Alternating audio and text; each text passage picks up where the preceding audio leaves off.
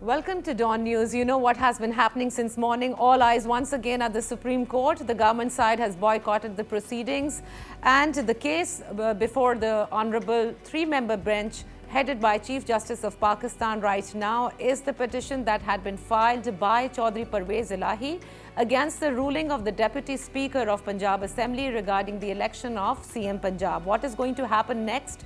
All eyes are at the Supreme Court. The question before the Supreme Court is most important.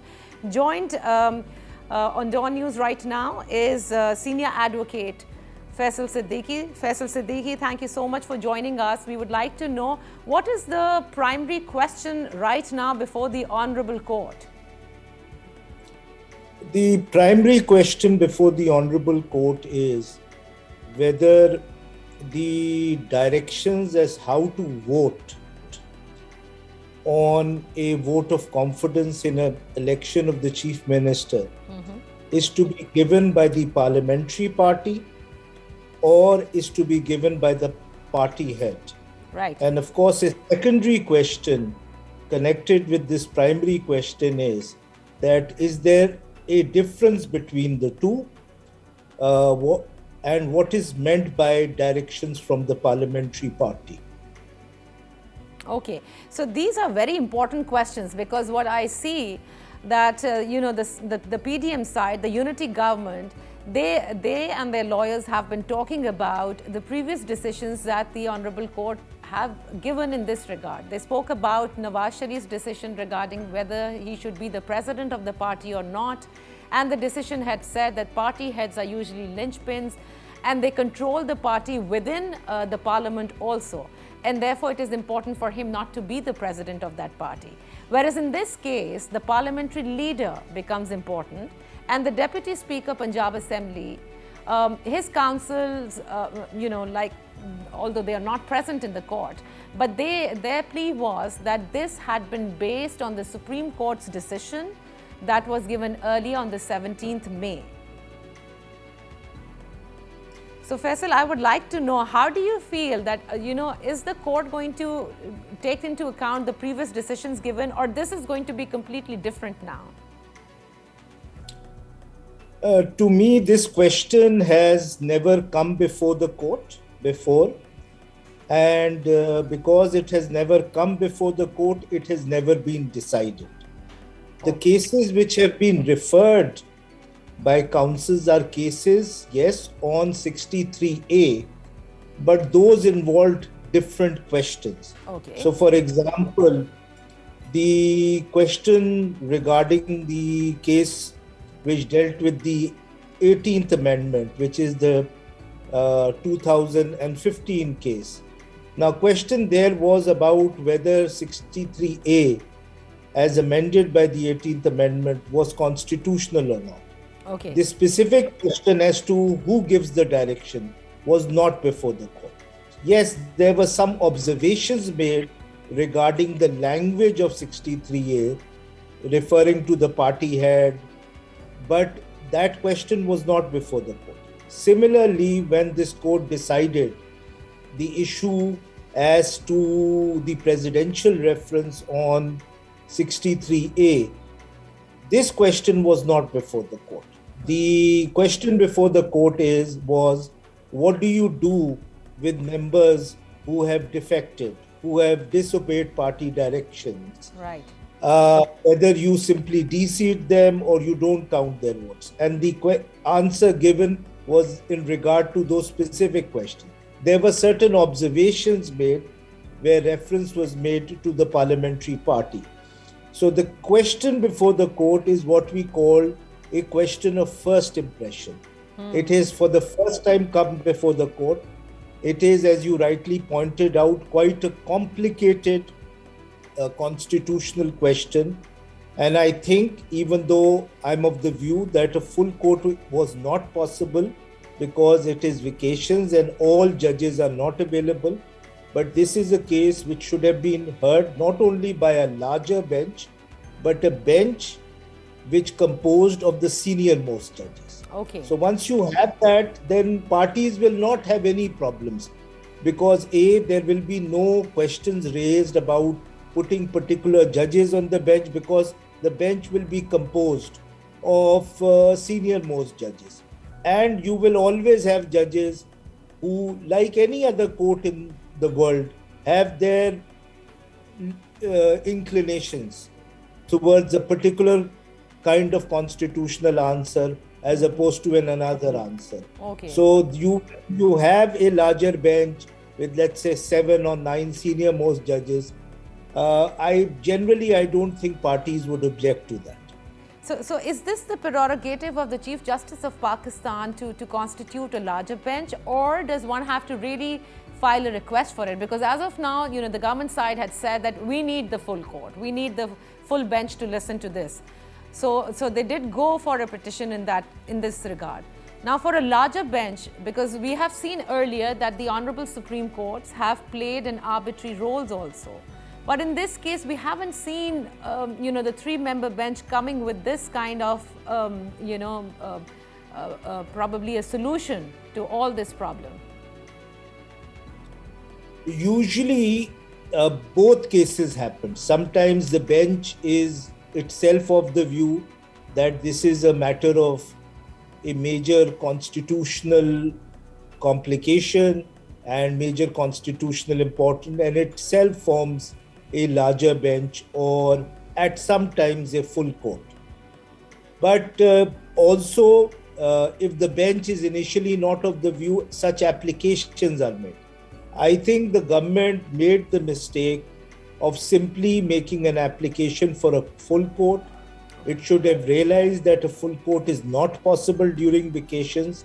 It should have had an alternative suggestion where it could have asked for a larger bench of, let's say, 7 to 9 judges, the senior most judges who are available. Right. But that request was never made by the counsels appearing for the respondents or the government. I think that's why it was never considered. Even now, if they make that, although the hearing is now at an advanced stage, but instead of boycotting the proceedings, I think a more sensible route and a more rational route would have been that they should either have come to court, informed the court that we don't agree with your decision on the full court, and we will be filing a review today, and you may keep the matter for review day after tomorrow, and they would have had another chance of convincing the bench. And with the review petition, they could have filed an application as an alternative for a larger bench. Okay. And I'm quite sure that the bench would be large enough to have considered the request for a larger bench. Today, I heard the counsel for the Deputy Speaker Punjab, Dost Mazari, speaking to the media, and he had said, I have also served in the court as a judge, and if any kind of eyebrow had been raised against me, I would be the first one to leave the bench. How do you see that? A lot has been, I would say politically, we've always seen that this is in the history of jurisprudence also, that political parties do attack this institution too. But the kind of reservation and the kind of aggressive reservation that all the government and the parties, who are part of the government had been, probably what they did yesterday in the presser. Do you think that Chief Justice of Pakistan should have done it himself, or probably at least included some more judges, or at least given consideration to it? Because you need to dispel this reservation from the government side also. Let us be clear what the government's objection is in terms of the application which has been filed before the court. Now, those are the objections before the court. What has been said outside of the court really doesn't matter. So their objection is not on particular judges. They're not saying that these judges should not be a part of the full court. They say a particular bench. Yes, it's on a particular bench. Right. And that objection is that such a matter should not be heard by such a smaller bench, okay, because it is a matter of complicated and grave national importance. And secondly, that an impression has been created that such matters are heard by selected judges. So in order to dispel that impression, a full court should be formed. So I don't see this objection as an objection, whatever has been said in the press conference. So as what the Chief Justice, yes, Nadia? Sorry, you can complete and then I can ask you this question. What the Chief Justice should have done, I'm of the opinion that once such a request is made, right, and if a full court is not possible, then a larger bench should have been considered by the Honorable Chief Justice.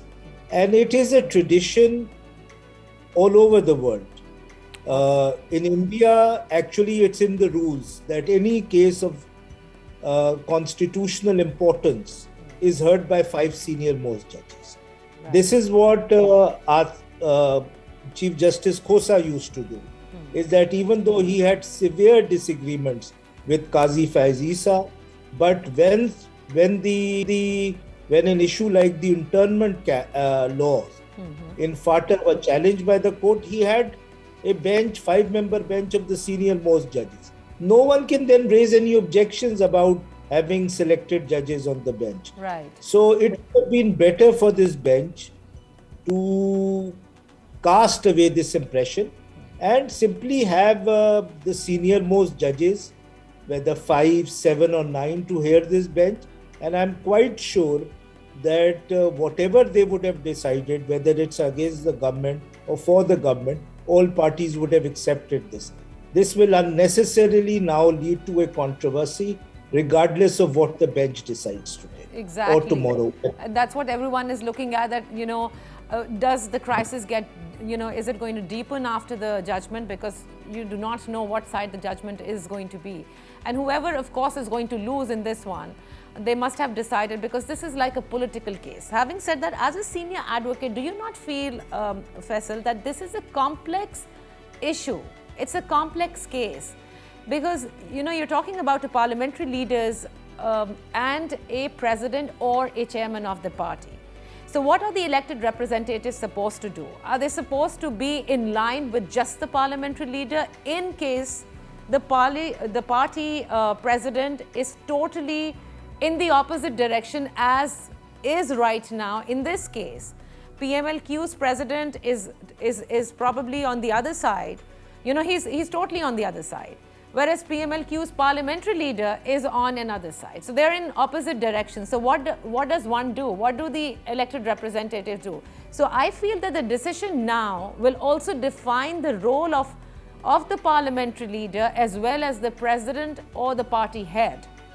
Because who's going to be more strong? And that may have, I would say, its impact in years to come once this is decided. I agree with you. I think this is a case which involves a complicated constitutional question, and it is a case which has far-reaching impressions. And in addition to that, it is a question which has not come before the court. It is a case of first impression. Wow. For all these 3 reasons, I think it is always better that not only should such cases be decided by larger benches, but most importantly, they should be decided by the senior most judges. That completely removes all impressions about bias and fixing the benches. Regardless of that, I have no doubt that this bench will decide it in all honesty and all fairness. But justice also has to be seen when it is done. So this was a case, I think, which should have gone to at least a larger bench, because a full court is not possible. At the moment, yeah. As you say. Thank you so much, Faisal Siddiqui, senior advocate, for joining us this moment when everyone is now waiting whether the decision is going to come today and how the decision is going to be like. Will the crisis end or deepen further?